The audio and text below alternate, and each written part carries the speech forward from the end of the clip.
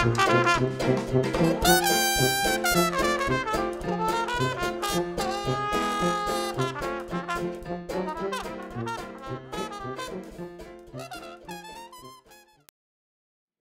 विकास के क्रम में मनुष्य पेड़ों की छाल से, पत्तों से, जानवरों की खाल से खुद को ढकते ढकते फैशन शोज के रैंप तक पहुंच गए। कपड़े से हमारा नाता इतना पुराना है और इतना जरूरी है कि जब हम जन्म लेते हैं तो हमें कपड़े से ढका जाता है, और जब हमारी मृत्यु होती है तब भी हमें कपड़े से ढक करके हमारी अंतिम विदाई हो जाती है। मैं कभी कभी सोचती हूँ कि किसने पहला धागा बुना होगा, किसने पहली चरखा बनाया होगा। ये तो स्वाभाविक है और हम महसूस कर सकते हैं कि जैसे जैसे पहिए का आविष्कार हुआ तो चरखों का भी आविष्कार हुआ होगा, और चरखे का आविष्कार कोई तो होगा जिसने पहला धागा बनाया होगा। और आज वो धागा, वो कपड़ा हमारे जीवन का इतना जरूरी, इतना अभिन्न अंग हो गया है कि हम उसके बिना अपने जीवन को सोच भी नहीं पाते हैं। यदि हमारे चारों तरफ हम देखें तो कपड़ा ही कपड़ा है, चाहे सोफा है, चाहे कर्टन है, चाहे थैला है, चाहे हम पहन रहे हैं, विभिन्न प्रकार की वेशभूषाएं हम पहनते हैं। और कपड़ा, तरह तरह का कपड़ा, तरह तरह के धागे, तरह तरह के रंग, और हमारे जीवन को कितना खुश रंग बना देते हैं। यदि मैं भारत की बात करती हूँ तो हमारे कृषि प्रधान देश की अर्थव्यवस्था में दूसरा स्थान कपड़े उद्योग का है, हथकरघा उद्योग का है। और इस हथकरघा उद्योग का भी अपना एक बहुत ही चुनौतियों भरा सफर रहा है। कभी उन्होंने आलीशान समय देखा है और कभी बहुत बुरा वक्त देखा है, और हम सब मूक दर्शक बनके उस समय को देखते रहे। हमने बहुत ज्यादा ध्यान भी नहीं दिया, और खासतौर पर हमारा ध्यान भी नहीं जाता है। जब हम बहुत श्रृंगार करते हैं, कपड़े पहनते हैं, तो ज्यादातर हमारा ध्यान जाता ही नहीं है कि ये कपड़ा हम तक पहुंचने के लिए कितना सफर करके आया है। खेत में किसी ने कपास को बोया होगा, किसी ने उसको सींचा होगा, फिर काटा होगा, फिर किसी ने उसको धुना होगा, फिर उसका किसी ने सूत कताई की होगी, सूत बना होगा, काता होगा, उसको किसी ने रंगा होगा, किसी ने बुना होगा, और फिर हमारे तक वो पहुंचा। इस पूरे के पूरे सफर में कितने हाथों का योगदान हुआ, कितने हाथ उसमें लगे। एक किसान के हाथ से, फिर वो कताई वालों के पास, उन हाथों ने उसको छुआ, फिर रंगाई वालों ने, फिर रंगदारी के हाथों ने उनको छुआ, फिर बुनकरों ने छुआ, फिर कढ़ाई करने वालों ने छुआ। कितने हाथों के बीच से गुजर करके हमारे पास आया।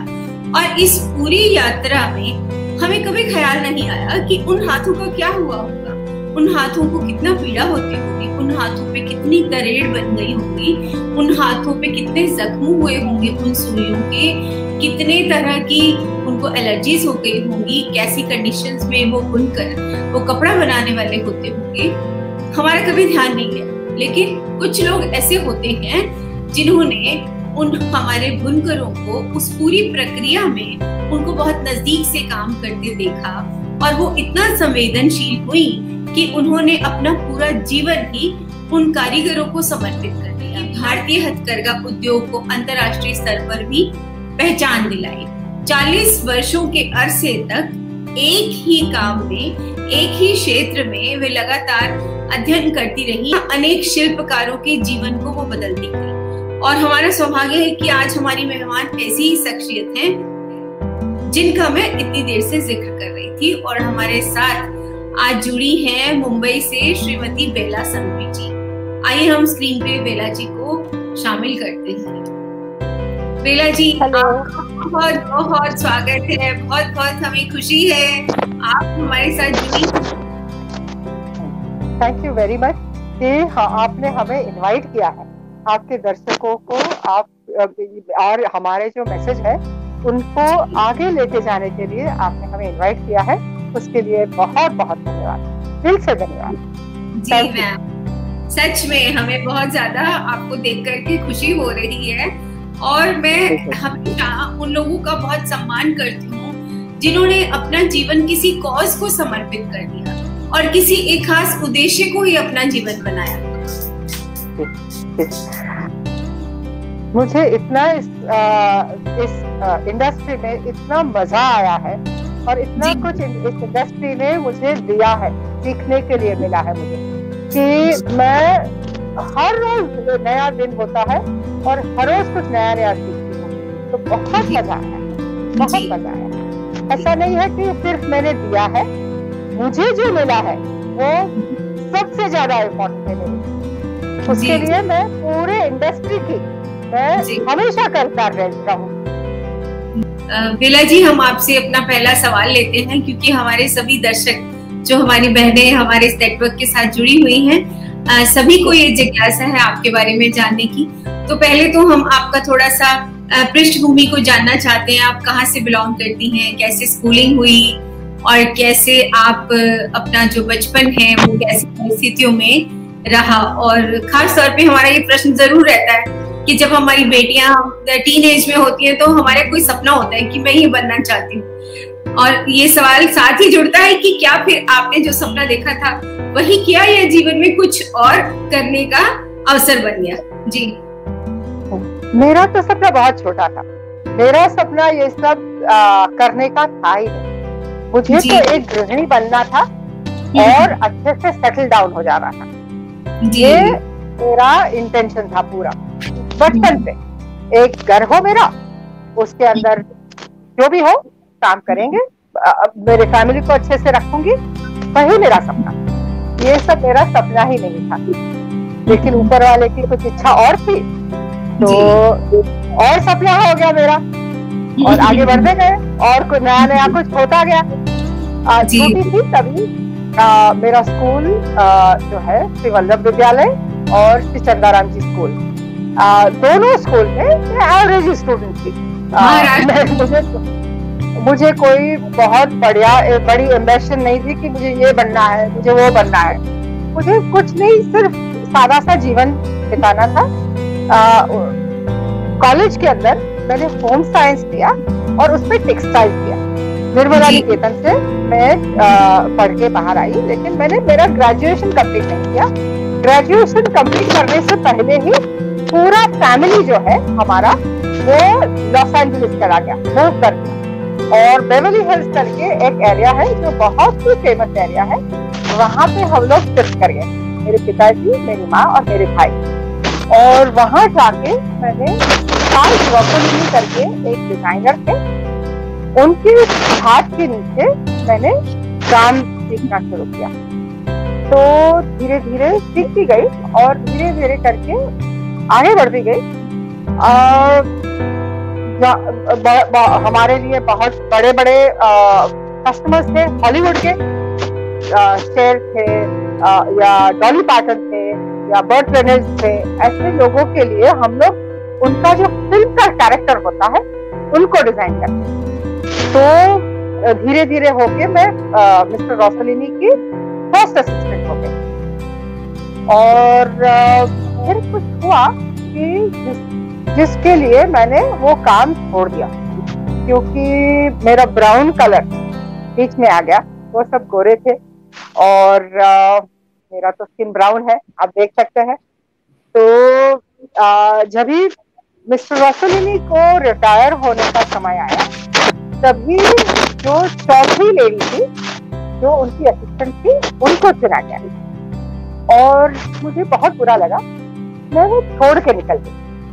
अभी मुझे थोड़ा और भी अमेरिका देखना था, फिर मुझे इंडिया आना था। तो अमेरिका देखते देखते मेरे पिताजी, मैं और मेरी माँ, हम लोग 3 लोग एक गाड़ी हायर करके एक सिटी में जाते थे, वहां पे देखते थे और फिर दूसरी जगह चले जाते थे। ऐसे करते करते मैं जो वाशिंगटन डीसी में एक म्यूजियम में चली गई।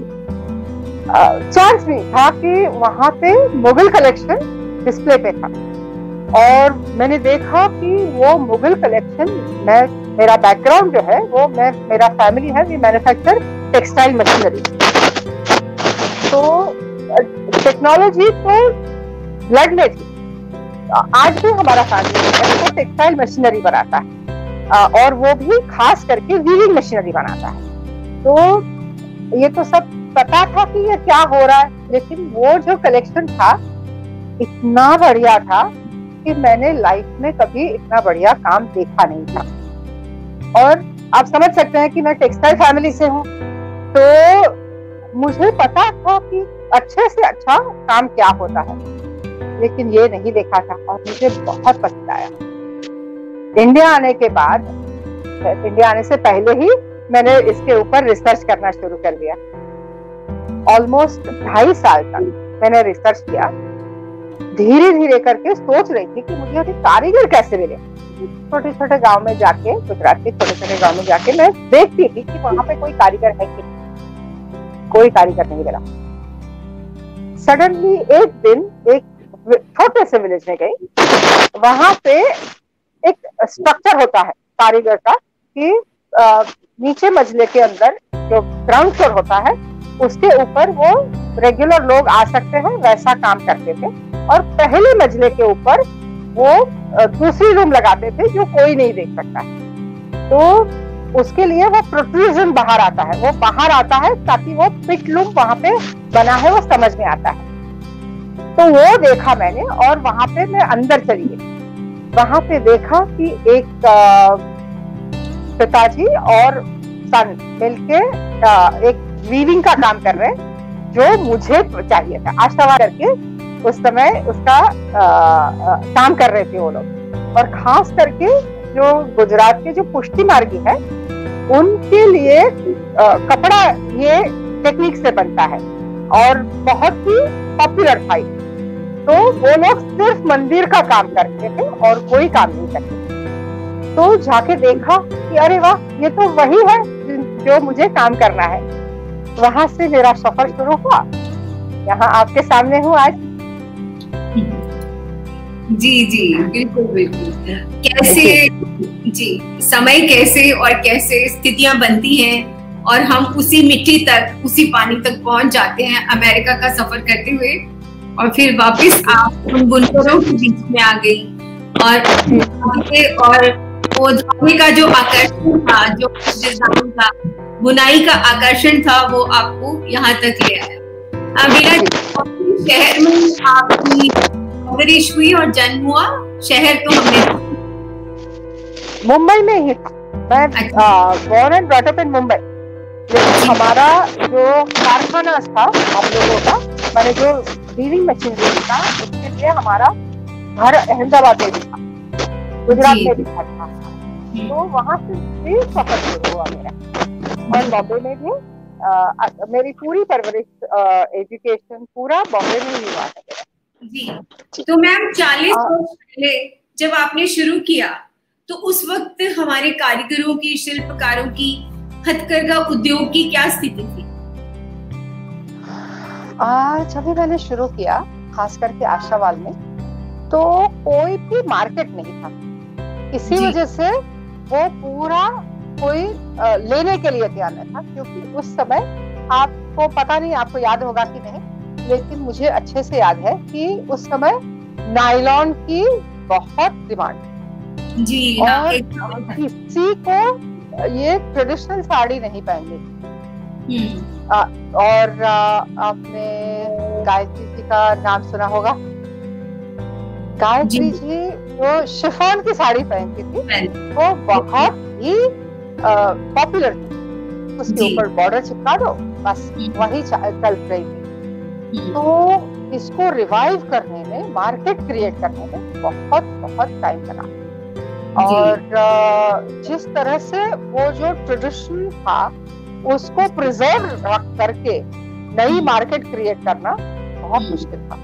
और दूसरे कारीगरों को जोड़ के, ट्रेन करके इसके अंदर जोड़ना था, वो बहुत ही अपहिल टास्क रहा मेरे लिए। शुरुआत बहुत धीरे गई। तो पहले साल में तो हमने सिर्फ 2 कारीगरों को, 1.5 कारीगर थे।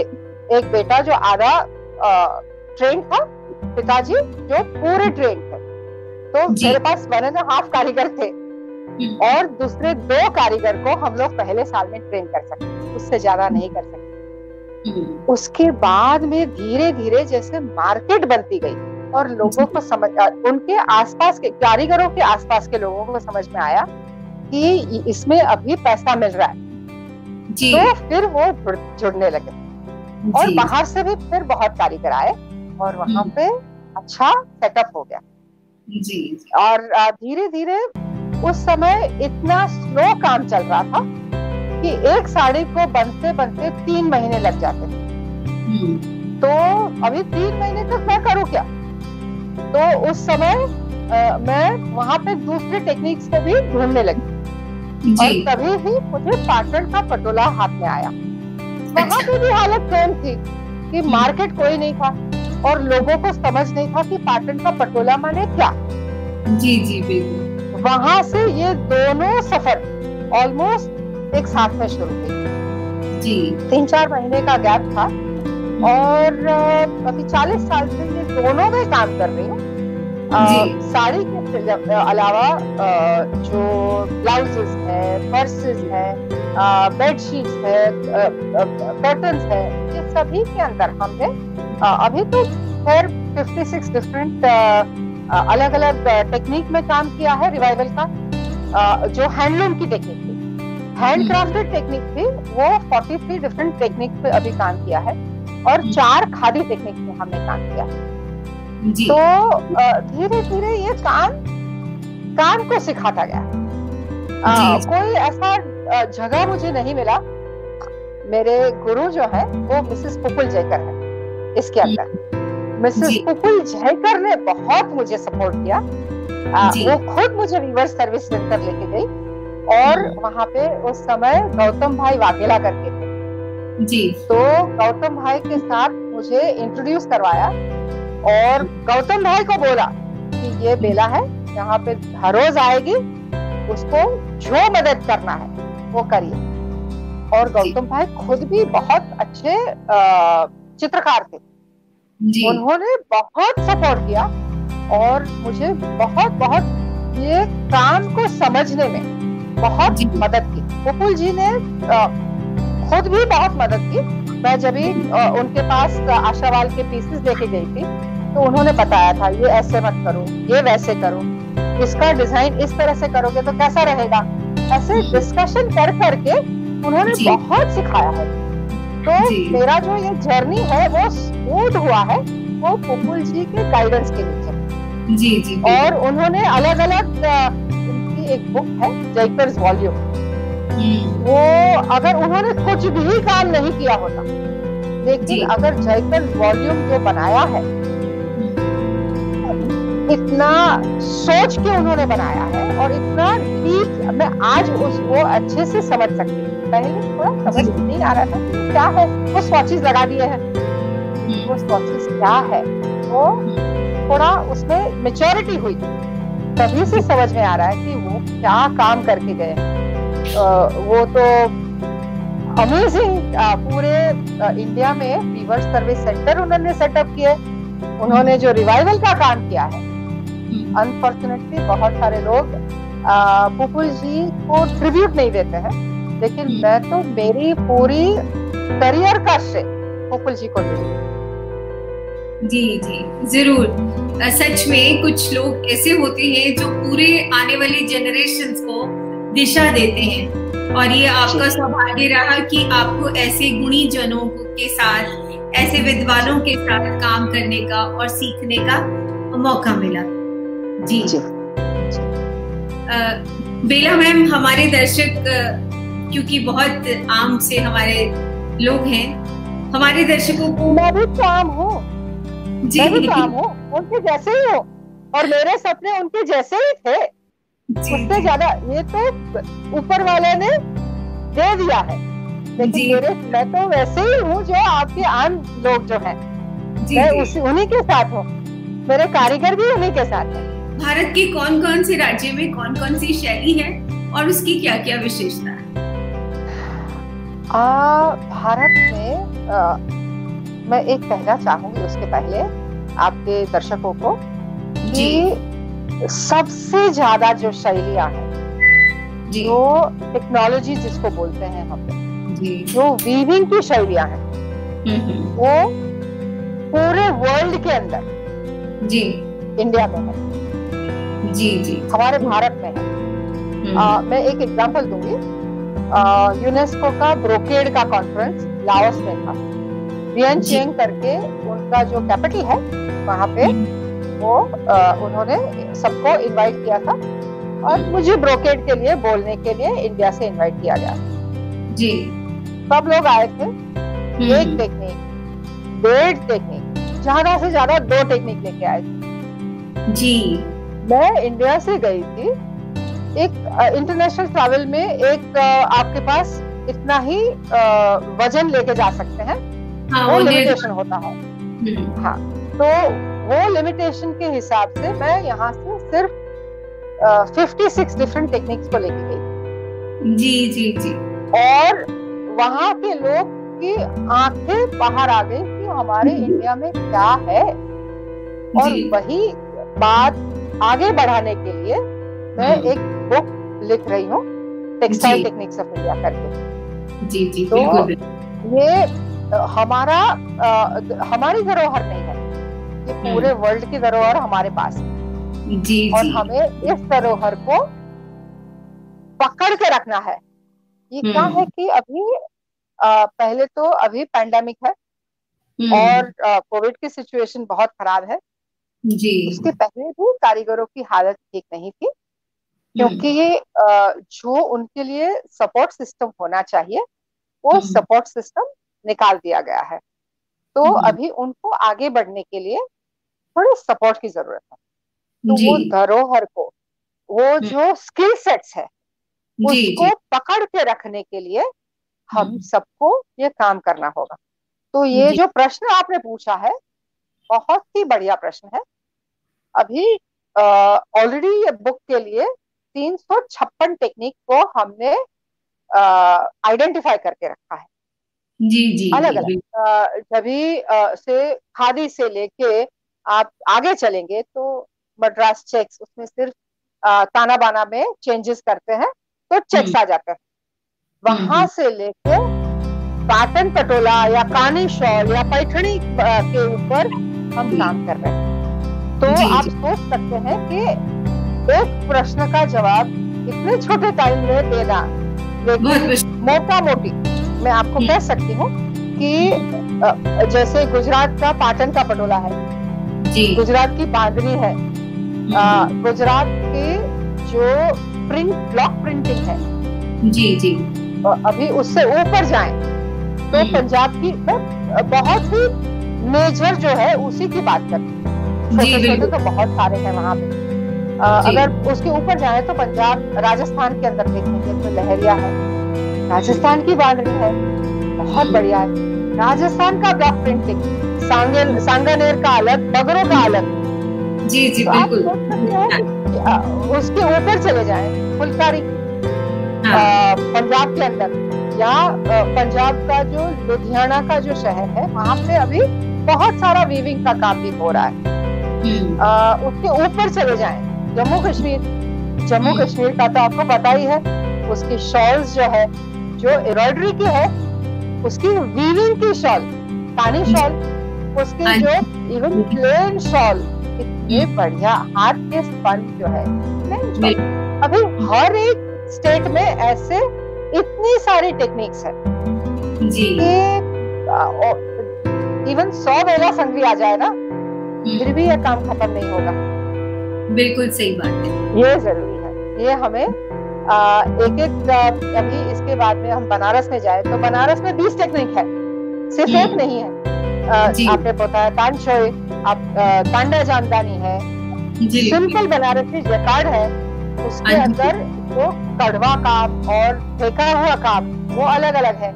वैसी 20 टेक्निक तो सिर्फ बनारस में काम होती है जी। उसके बाद में आप कुल्लू मनाली का जो शॉल है, कुल्लू शॉल, अभी और आप और भी आगे चले जाएं तो मध्य प्रदेश का ब्लॉक प्रिंटिंग है, नेचुरल डाइज है।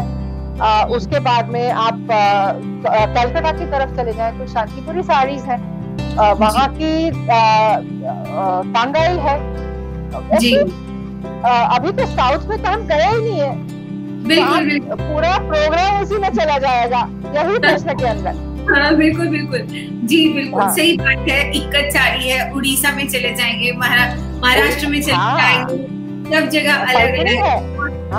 और कांजीवरम के बिना तो उनका शादी नहीं हो सकता है बिल्कुल बिल्कुल मैम, बिल्कुल सही बात है। मुझे भारतीय होने में कितना गर्व महसूस हो रहा है सच में। ना तो हमारे बराबर का कोई शिल्प आपको पूरे विश्व में मिल सकता है, ना कपड़ा, ना उसका रेशा, ना उसकी पैदावार। आपके प्रति मुझे बहुत सम्मान की भावना पैदा होती है कि आपने इन सारे टेक्निक्स का डॉक्यूमेंट बना रही हैं आप। और मेरी तो आपसे गुजारिश ये है कि आप ना केवल उसको रिटन टेक्स्ट में बुक लिखिए, बल्कि उसको विजुअल बुक भी बनाइए, विजुअल डायरी भी बनाइए, जिसमें हम लोग वीडियो भी देख सके कैसे वो बना रहे हैं, कैसे उनका वो इस तरीके की, चाहे हमारी हजारों डॉक्यूमेंट्रीज हो, हजारों यदि हमें वीडियोस बनाने पड़े तो उसके लिए भी काम करना चाहिए। मुझे ऐसा लगता है क्योंकि आजकल डिजिटल वर्ल्ड है और वीडियो के माध्यम से हम चीजों को लाइव उसको देख सकते हैं ना। बहुत सारी आपकी 100% बात सही है और मुझे ये करना है, लेकिन आप सोच सकते हैं कि 356 तो मिनिमम हो, टोटली 380 करके टेक्नोलॉजीज है। अभी 380 का शूटिंग करते करते जी उसका खर्चा कितना आएगा, उसका पूरा कैमरा क्रू के साथ हम ट्रैवल करेंगे, रेगुलर क्रू तो नहीं ले सकते हैं, उसके लिए अच्छा क्रू लेना पड़ेगा। तो ये ट्रैवलिंग का खर्चा और डॉक्यूमेंटेशन का खर्चा मैं अकेली नहीं कर सकती, और मैं ढूंढ रही हूँ कोई जो मेरे साथ ये पार्टनर करे और उसको हम आगे लेके जाए। और ये सब रिकॉर्ड मेरे मरने से पहले मुझे करना है, ताकि ईच टेक्निक के अंदर उसकी क्या स्पेशलिटी है। तो मैं आपको एक बताऊं कि पैठणी के अंदर उसकी एक स्पेशलिटी है कि जो टेपेस्ट्री वीव है, वही चीज हम बनारस में चले जाए तो वो जैकार्ड वीव हो जाएगा। तीसरे के अंदर अगर हम चले जाए तो वो जो है वो टोटली तीसरा वीव हो जाएगा। बिल्कुल। हेलो जी हाँ, जी इसी वजह से वो सब डॉक्यूमेंट करने की जरूरत है। बिल्कुल बिल्कुल, क्योंकि बहुत से हमारी परंपराएं, बहुत से हमारे डिजाइन्स, बहुत से हमारे शिल्पकारी के जो हमारे अनुभव हैं, उनका जो हमारा नॉलेज था वो बिना सहेजे भी तो खत्म हो गया, उनका हमें पता ही नहीं। खत्म तो नहीं हुआ है, उसको रिवाइव करने में तकलीफ नहीं है, लेकिन रिवाइव करने के लिए जो बजट की जरूरत है वो नहीं है मेरे पास जी। तो कोई आगे आके अगर वो कर सकता है तो ये काम को मैं आगे लेके जरूर जा सकती। जी जी जी। बेला मैम, इसमें भारत सरकार के जो हमारे कपड़ा मंत्रालय है, हथकरघा विकास समितियां होती हैं और जो कॉर्पोरेट सेक्टर है, यदि सब लोग मिलकर के इस परियोजना पे मदद करें, परियोजना को आगे ले जाएं, तो मुझे ये लगता है कि आपने सोचा है ना तो ये जरूर संभव होगा, क्योंकि सोच अपनी ताकतें भी लाती है। जी जरूर जरूर वो करना जरूरी है, लेकिन अभी थोड़ा गवर्नमेंट के अंदर थोड़ा सोच का बदलाव आ रहा है, तो वो कैसे इसको आगे लेके जाएंगे वो मैं नहीं कह सकती हूँ, लेकिन मैं दूसरे सभी लोगों के साथ ये काम करके ये आगे लेके जाना चाहती हूँ। अगर गवर्नमेंट करना चाहता है तो मैं जरूर उनके साथ कोऑपरेट करूँ, लेकिन अगर हम लोग, गवर्नमेंट है कौन, हम लोग ही मिलके गवर्नमेंट बनते हैं, हमारे ही रिप्रेजेंटेटिव गवर्नमेंट है, तो हमें ही उसका सॉल्यूशन भी हमें निकालना होगा। हर चीज में हम गवर्नमेंट के ऊपर डिपेंडेंट रहेंगे तो फिर ये तो बहुत ज्यादा डिपेंडेंसी उनके ऊपर बन गई ना, उनके ऊपर ज्यादा जिम्मेवारी दे दी है। जी जी बेला मैम, जैसे कि आपने मुझे बताया कि ये रिवाइवल जब हम काम करेंगे और वीडियो डॉक्यूमेंटेशन करेंगे तो इसमें बहुत सारे हमें आर्थिक सहयोग की जरूरत होगी, हमें बजट की जरूरत होगी। तो मेरा एक व्यक्तिगत सा सुझाव है कि आप क्राउड फंडिंग करिए, उसके लिए प्रयास करिए। हम भी जितना हमसे इस कैंपेन को जितना आगे बढ़ाने में मदद हो सकेगी लोगों तक पहुंचाने की, तो हम उसको जरूर करेंगे। तो एक आप इसको पब्लिक प्लेटफॉर्म पे कैंपेन स्टार्ट करिए, फंड द प्रोजेक्ट, और मैं उम्मीद करती हूँ मुझे पूरा विश्वास है कि यदि हम अपनी देश की जनता को कोई एक अच्छी चीज को जब समझाते हैं ना कि ये हमारे देश के लिए जरूरी है, तो लोग उसमें कंट्रीब्यूट करने के लिए आते हैं। और मेरा दिल कहता है, मेरा मन कहता है कि ये संभव हो जाएगा। आप एक पूरा प्रोजेक्ट और अपना बजट जो है उसे जनता के बीच में रखिए, क्योंकि हमारे पास आपके सुझाव बहुत ही बढ़िया है जी, बहुत ही बढ़िया है, वो जरूर करते हैं। लेकिन उसके लिए वो मैनेज करने के लिए भी मुझे सपोर्ट की जरूरत पड़ेगी जी। मेरा काम जो है वो मैं परफेक्टली कर सकती हूँ, जो रिवाइवल का काम है 40 साल से कर रही हूँ, मुझे कोई टेंशन नहीं है। उसका डॉक्यूमेंटेशन भी मैं अच्छे तरह से कर सकती हूँ। गवर्नमेंट ऑफ इंडिया के लिए मैंने बहुत सारा डॉक्यूमेंटेशन का काम भी किया है, तो वो करने में मुझे हर्ज नहीं है। लेकिन उसमें एक्चुअल काम के लिए मुझे सपोर्ट की जरूरत पड़ेगी। तो वॉलंटियर्स भी, और इसके लिए जो क्राउड फंडिंग कैसे होता है वो मुझे नहीं पता है, और मुझे ये प्रिटेंड नहीं करना है कि मुझे ये सब पता है जी। मुझे मेरा रिवाइवल का काम पता है, उसके बियॉन्ड का जो काम होगा वहां पे मुझे सपोर्ट की जरूरत पड़ेगी। और मैं पैसे लेके बैठना नहीं चाहती, मुझे पैसे लेके वही कॉज के लिए उसको उसी कॉज में चला जाए और किसी और कॉज में ना चला जाए। वो कोई थर्ड पार्टी रहेगी तो वो मेरे हिसाब से वो अच्छा रहेगा। जी जी, ये मेरी सोच है, और मैं मानती हूँ कि ये पैसा मैं बता रही हूँ कि पहले हमारे यहाँ सॉल्ट रूट था, सिल्क रूट था और स्पाइस रूट था जी। वो तीनों रूट से इंडिया से सिल्क और कॉटन दोनों ट्रेड होता था। और उस समय अगर आप अंग्रेजों के आने के पहले का सोचे तो इंडिया के पास पूरे दुनिया की 28% वेल्थ इंडिया में थी। वो कैसे हुआ? हैंडलूम, हैंडक्राफ्टेड एंड खादी और स्पाइसेस, सॉल्ट, ये सबसे हुआ। तो आज अमेरिका के पास इंडिया, आज भी आप देखिए सिर्फ 24%, आप देखेंगे पूरे वर्ल्ड की सिर्फ 24%। हम अमेरिका से भी उस समय आगे थे। हमारे जो ट्रेडिंग पोस्ट थे वो इतने फ्लरिशिंग थे कि हम सोच भी नहीं सकते हैं आज कि भारत सोने की चिड़िया कभी था। और ये रियलिटी आज भी है कि हमारे पास आज भी ये स्किल सेट है, उसको हम यूटिलाइज नहीं कर पा रहे। सो हमें इसको कैसे यूटिलाइज करना है?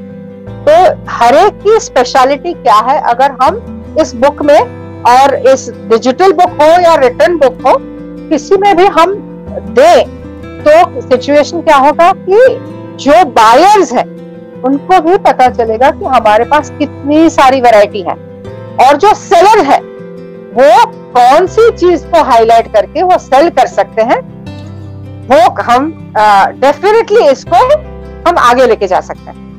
इसी वजह से ये जो प्रोजेक्ट की जरूरत है वो इसी वजह से है।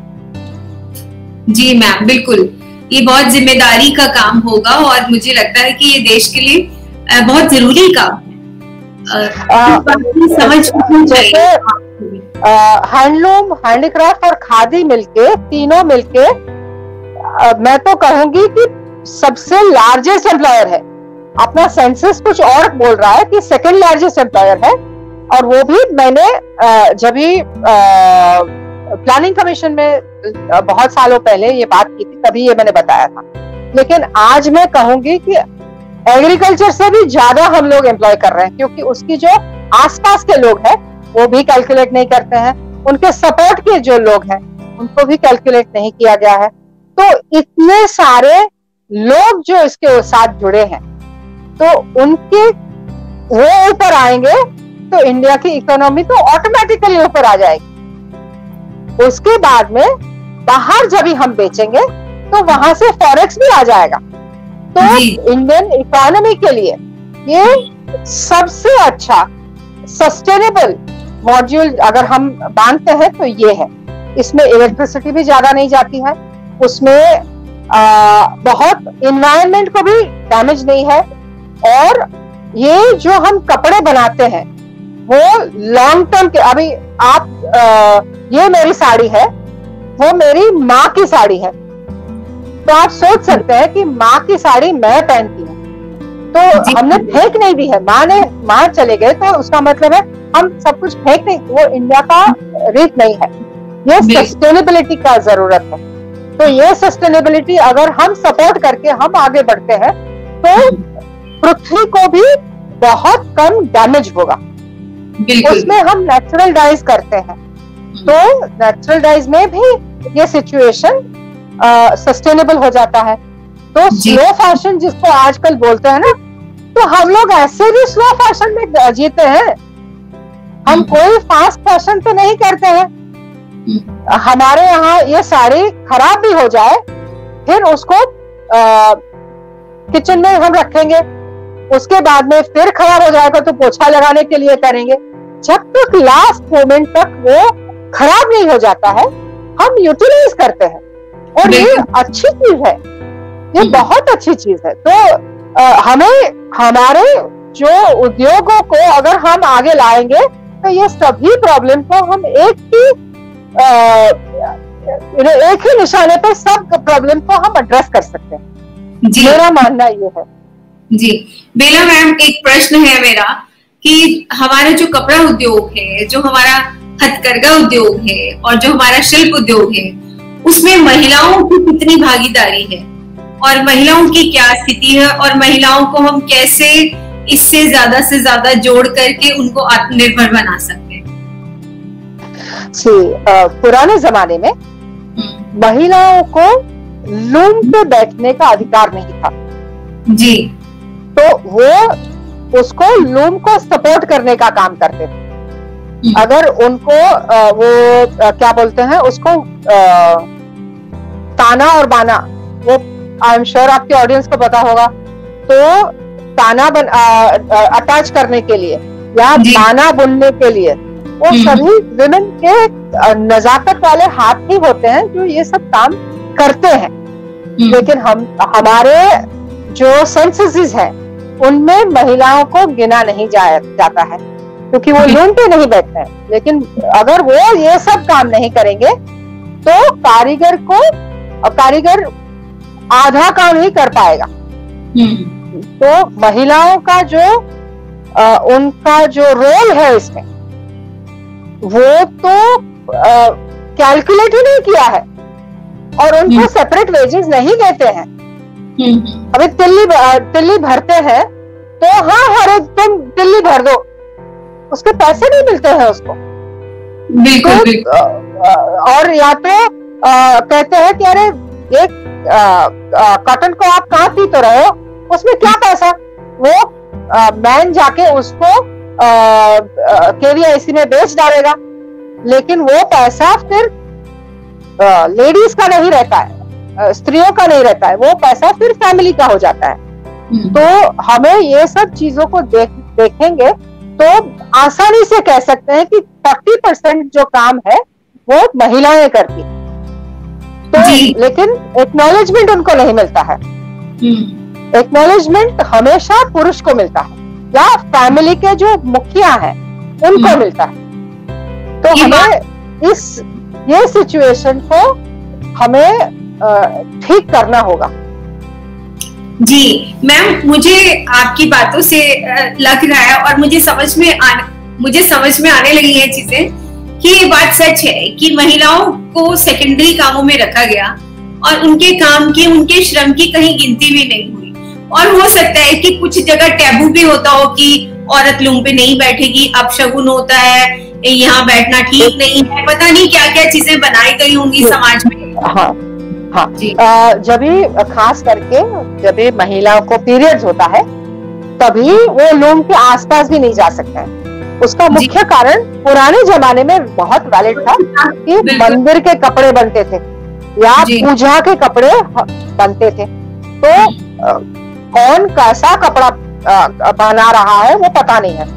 तो वो समझ में आता है कि उस समय पे वो नहीं टच कर सकते क्योंकि उनकी जो एनर्जी है वो कम लेवल पे होती है। और खराब नहीं है वो, लेकिन कम लेवल पे है। तो वो एनर्जी जी, एक बार वो एनर्जी कि जब मासिक धर्म पहले औरतों को होता था तो उसको व्यवस्था करने की, उसको छुपाने की या उसको मैनेज करने की पहले इतनी सुविधाएं भी नहीं थी। तो औरतें जनरली हमारा जो ब्लड है वो एक बैक्टीरिया कैरी करता है, वो खराब भी कर सकता है। तो उसकी स्वच्छता को बनाए रखने के लिए उनको उससे बाहर किया गया। जी, सही बात है, सही बात है। और ये फिर पूरी व्यवस्था में यही चीज इम्पोर्टेंट हो गई और इसी वजह से महिलाओं को साइड पे रखा गया। वो तो ठीक बात है नहीं, अभी तो मॉडर्न जमाना है और अभी वो बैक्टीरिया और दूसरी चीज दूर रह सके। सिंपल चीज है, कोरोना जैसी चीज को भी हम सैनिटाइजर से निकाल सकते हैं। तो ये तो अभी पुरानी बातें हो गई। तो MSSIDC के साथ मिलके हमने पैठण में महिलाओं को ही पूरा लूम का प्रशिक्षण उसका टीचिंग किया कि किस तरह से लूम पर बैठ के आप काम करोगे। और इतना बढ़िया वो काम करते हैं, देख के ऐसा लगता है कि पुरुष जो है वो बहुत ही अच्छा काम करते हैं, लेकिन महिलाएं उनसे भी अच्छा काम कर सकती है।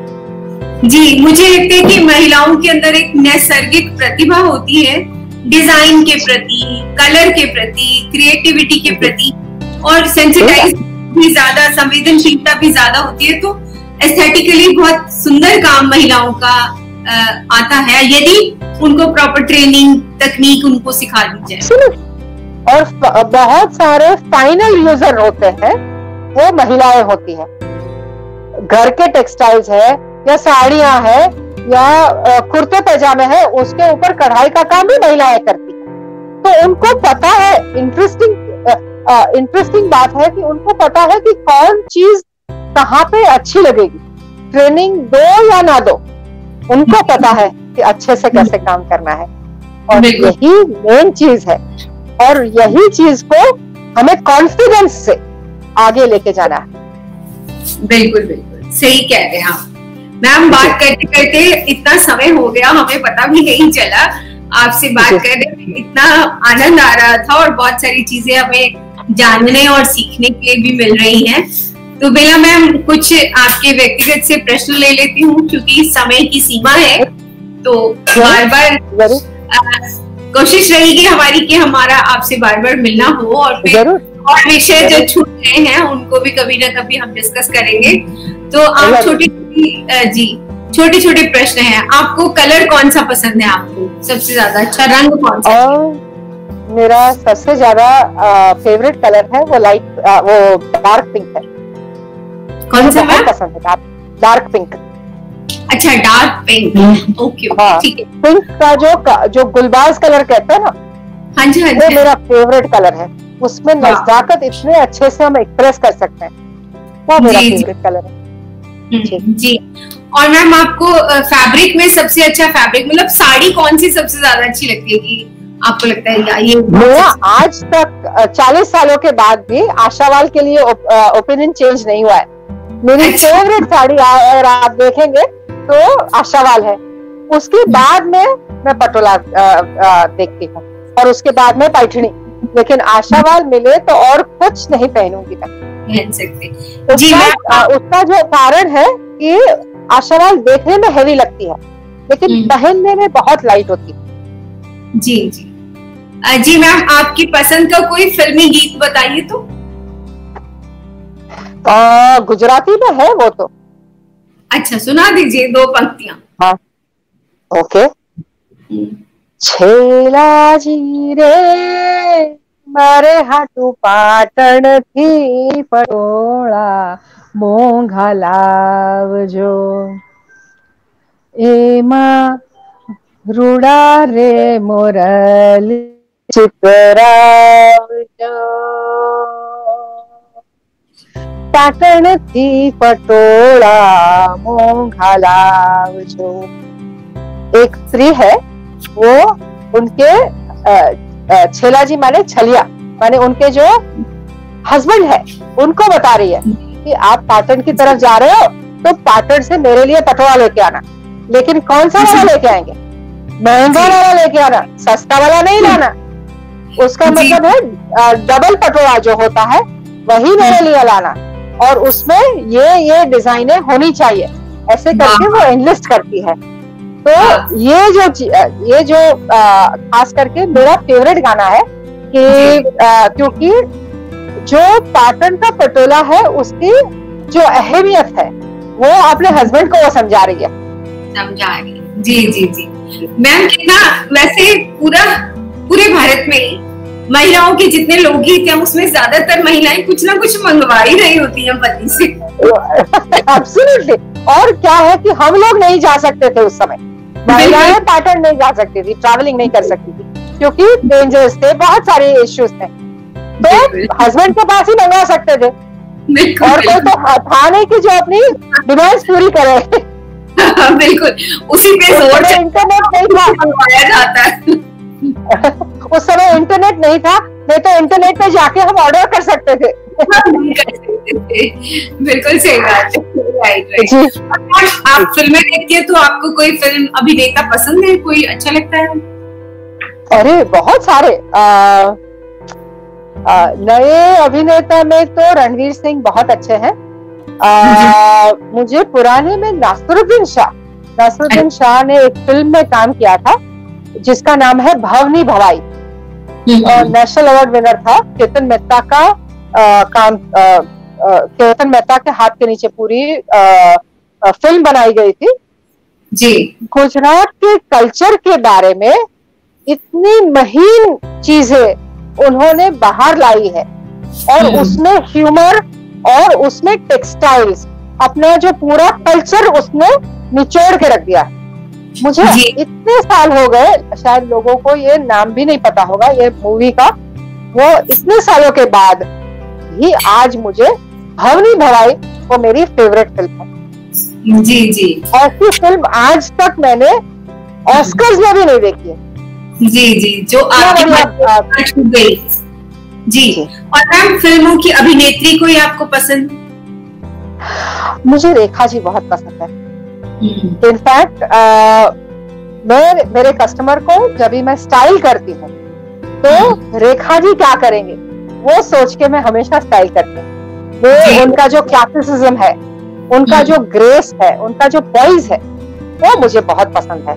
वो जल्दी रफल नहीं हो जाती है, जल्दी डिस्टर्ब नहीं हो जाती है, गुस्सा में नहीं आ जाती है, मुझे वो बहुत पसंद है। बहुत क्लासिकल नेचर का है। मधुबाला वो दूसरी मेरी फेवरेट। जी। बेला मैम, यदि आपको मैं कहूँ कि कोई अपने जीवन का ऐसा खुशी का पल आप बताएं जो हमारे दर्शकों को दोबारा लगे। बेला मैम, आप अपने जीवन का कोई सबसे खुशी का पल हमारे साथ शेयर करें। जरूर। सबसे खुशी का मेरा जो पल था वो पहली बार मैं लंदन जा रही थी। इसके पहले मैं बहुत बार लंदन गई थी, लेकिन पहली बार एग्जीबिशन के लिए लंदन जा रही थी। और जिस दिन जा रही थी तो सब लोग फैमिली मिलके सब मेरे पिताजी को बोल रहे थे कि अकेली लड़की को आप लंदन 400 किलो सामान के साथ भेज रहे हो, उसके साथ किसी को भेज भी नहीं रहे हो। और उस समय मेरे पिताजी ने कहा था कि मेरी बेटी है, वो हैंडल कर लेगी। और वो इतना अच्छे से हैंडल हुआ कि एग्जीबिशन तो बहुत अच्छे से हुआ। नेहरू सेंटर में एग्जीबिशन था, लेकिन वहां पे बैरोनेस श्रीला फ्लैडर्स करके आए थे। उन्होंने बोला कि उनका जो हाउस ऑफ लॉर्ड्स है जी, वो लेडीज को दिखाने के लिए आप हाउस ऑफ लॉर्ड्स में एग्जीबिशन करिए। जी। तो उसी ट्रिप में शायद किसी ने हाउस ऑफ लॉर्ड्स में एग्जीबिशन नहीं किया है, जो बैरोनेस ने मुझे इनवाइट किया। और मैंने एक्चुअली वहां पे हाउस ऑफ लॉर्ड्स में अपनी इंडिया की कला, जो खास करके हाथ करगा की कला है, वो वहां जाके दिखाई। इसका मुझे बहुत बहुत खुशी मिला।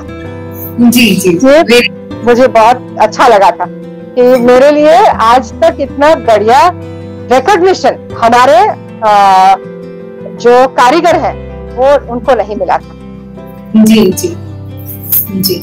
बेला मैम एक और प्रश्न है जी। सिचुएशन है यदि मैं आपको एक निर्जन टापू पर ले जाऊं और वहां कोई ना हो और मैं आपसे बोलूं कि आप कोई भी 2 वस्तुएं अपने साथ ले जा सकती हैं, तो फिर आप क्या ले जाना चाहेंगी? पहले तो मेरे गुरु की छवि और दूसरा मेरा मोबाइल फोन।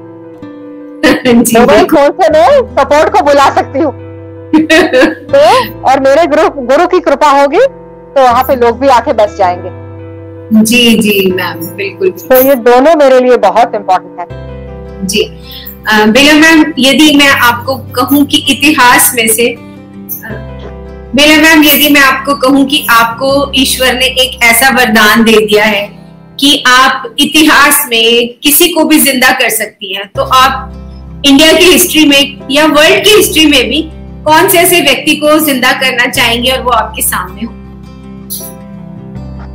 मैं चाहूंगी कि जो राजा थे गुजरात में, जिन्होंने प्रण लिया था कि हर रोज नया पाटन का पटोला पहनेंगे, कुमारपाल करके उनका नाम था जी।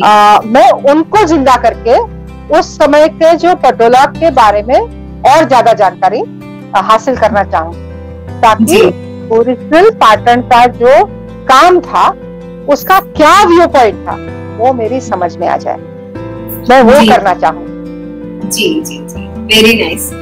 तो बेला मैम, आपसे आज बात करके हमको बहुत अच्छा लगा, बहुत आनंद आया, बहुत सी जानकारी आपने हमारे दर्शकों को दी है। उम्मीद करती हूँ कि मैं हमारे सभी बहनों को आज का ये हमारा साक्षात्कार बहुत पसंद आया, बहुत पसंद आएगा।